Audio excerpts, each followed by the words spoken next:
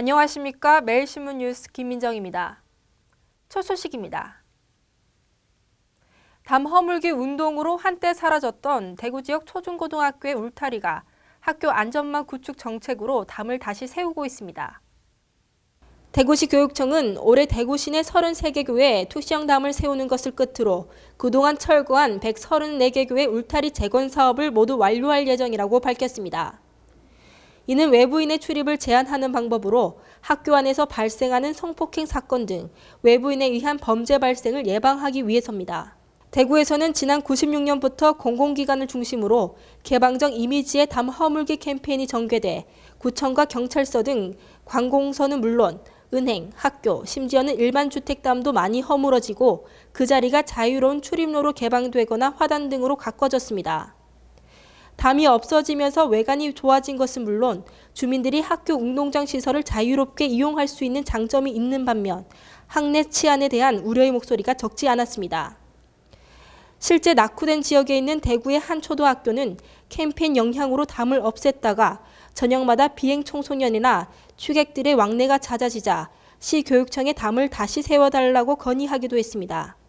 이에 따라 시교육청은 2011년부터 38억 원의 사업비를 투입해 애초 담 허물기 사업의 개방적 취지를 살려 철망 구조로 된 투시형 울타리를 다시 설치하고 있습니다.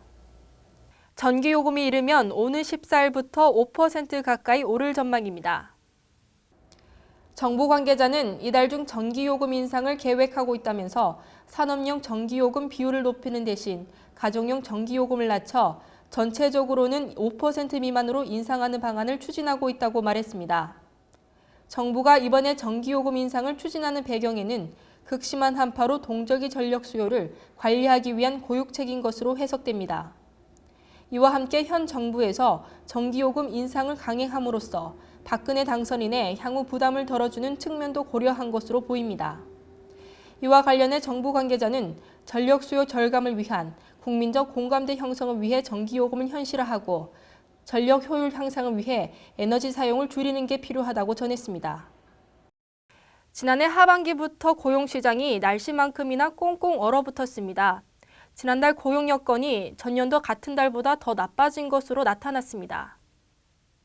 어제 통계청이 발표한 12월 실업자 수는 73만 7천 명으로 지난해 같은 달보다 18,000명이 감소했습니다. 통계청 관계자에 따르면 취업자 증가 수가 30만 명 이상 나타났어야 할 것 같은데 기상 여건 악화 등 일시적인 영향으로 좀 더 떨어졌다고 설명했습니다.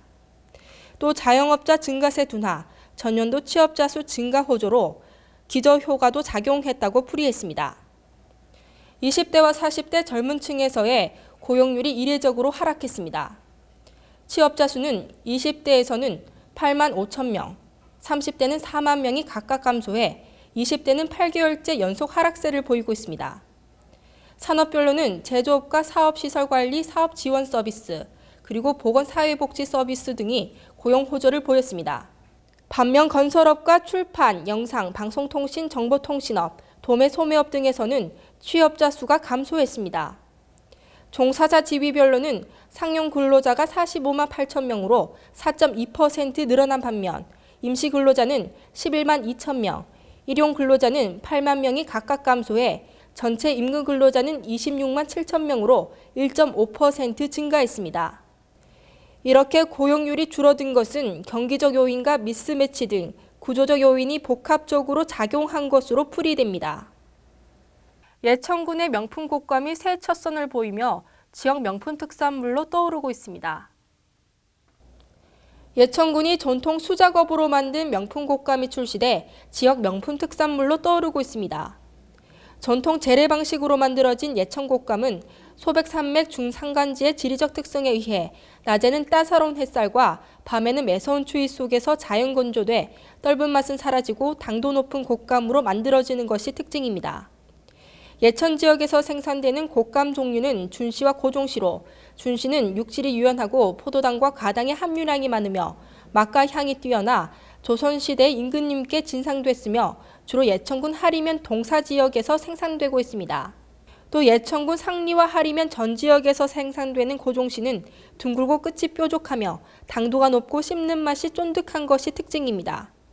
예천군 관계자는 예천 지역의 곶감이 소비자에게 인기 있는 이유는 화학약품을 전혀 사용하지 않고 전통 수작업에 의해 만들어지기 때문이라며 명품화 전략으로 차별화된 브랜드로 만들어가겠다고 말했습니다.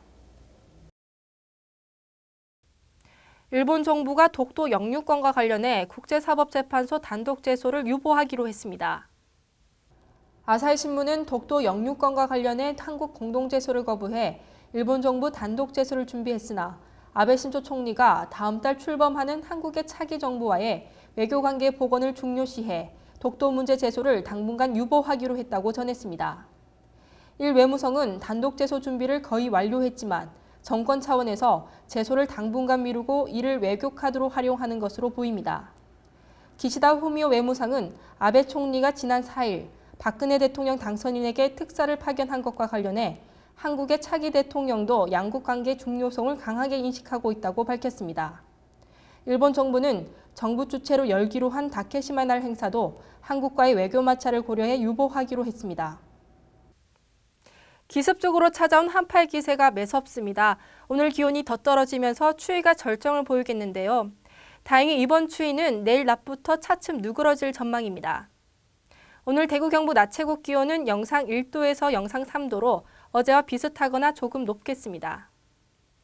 이상으로 1월 10일 매일신문 뉴스를 마치겠습니다. 시청해주신 여러분 감사합니다.